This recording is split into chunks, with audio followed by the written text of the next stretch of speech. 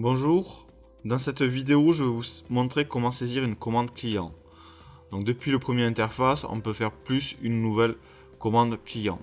La première question à laquelle il faut répondre, c'est quel est le nom du contact.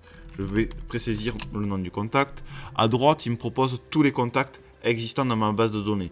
Si c'est un nouveau contact, il suffit de renseigner l'intégralité des champs qui sont marqués dessous. Cette quantité de champs peut varier puisque vous avez la possibilité de personnaliser ce formulaire pour afficher plus ou moins deux questions. Donc pour éviter de m'en ressaisir un nouveau, je vais sélectionner une personne existante. Il vient me renseigner l'intégralité des données. La question suivante, c'est quelle est la référence de la commande client. Il m'informe que cette commande existe déjà, une commande sans titre. Si je clique sur le petit message en orange, il m'affichera dans les autres onglets toutes les commandes qui n'auront pas de référence. Si je tape ma référence, ce message disparaît puisque cette commande n'existe pas. Si elle existerait, le message continuerait à s'afficher. Il faudrait y cliquer dessus pour vérifier que la commande existe déjà ou pour vérifier que ce n'est pas un doublon. À quelle date le client a saisi sa commande? On va sélectionner la date à laquelle il a saisi. Derrière, on peut marquer la quantité. Mettons que je veux 12 et je vais sélectionner moto. Sur la droite, vous avez l'intégralité de votre catalogue. Donc dans les motos, on a tout ce qui est art, chez nous c'est des produits. Tout ce qui est rep, c'est des repères. La différence entre un produit et un repère, c'est qu'un produit peut être composé de plusieurs repères.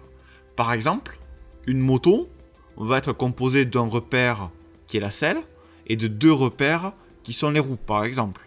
On peut venir détailler l'intégralité. C'est-à-dire que Foxys, quand vous faites votre commande, vous pouvez aussi bien prendre la moto en bleu, par exemple, au général, où c'est que vous avez le prix qui vient s'afficher entre parenthèses, qui est de 15 000 euros unitaire, soit un total de 180 600 au total. On peut y décider d'y faire une remise. Hop, j'ai envie de faire une remise de 10%. Le client veut avoir des informations complémentaires par rapport à notre article. Il nous informe.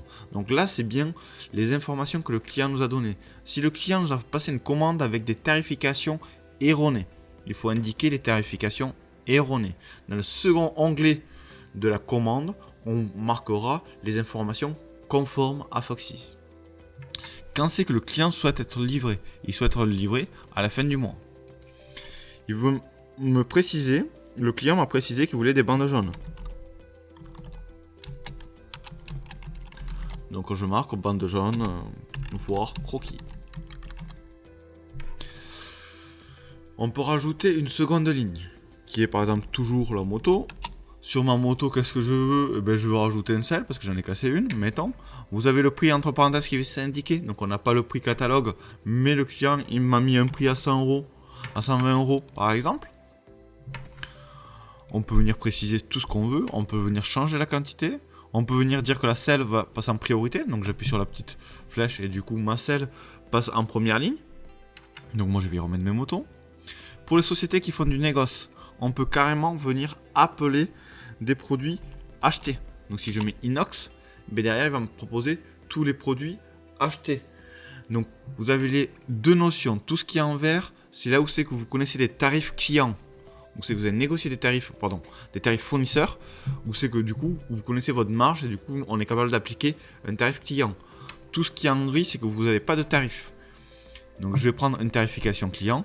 Où c'est qu'il m'affiche mon tarif qui est de 50 000. J'y clique dessus pour le valider. On peut venir toujours faire le pourcentage en remise, venir commenter. Pour les sociétés qui veulent ni gérer les articles fournisseurs, ni les produits, ni les repères, on sait faire. Je vais mettre un exemple. Si j'ai juste envie d'écrire moto sans rajouter et sans sélectionner de produits parce que c'est une moto rose, je peux venir le faire. Donc je peux venir commenter et je peux venir indiquer un prix. Pour enregistrer ma commande, simplement j'enregistre. Foxys vient directement dans le deuxième onglet où c'est que vous pouvez imprimer l'accusé de réception. Voici l'accusé par exemple de réception standard dans Foxys où c'est que vous retrouvez l'intégralité des éléments commandés, les coordonnées bancaires, les montants totaux. Cet accusé de réception dans Foxys est tracé et on peut l'envoyer également par mail. Voilà pour cette vidéo de comment on saisit une commande client. La prochaine vidéo sera comment gérer la revue des exigences.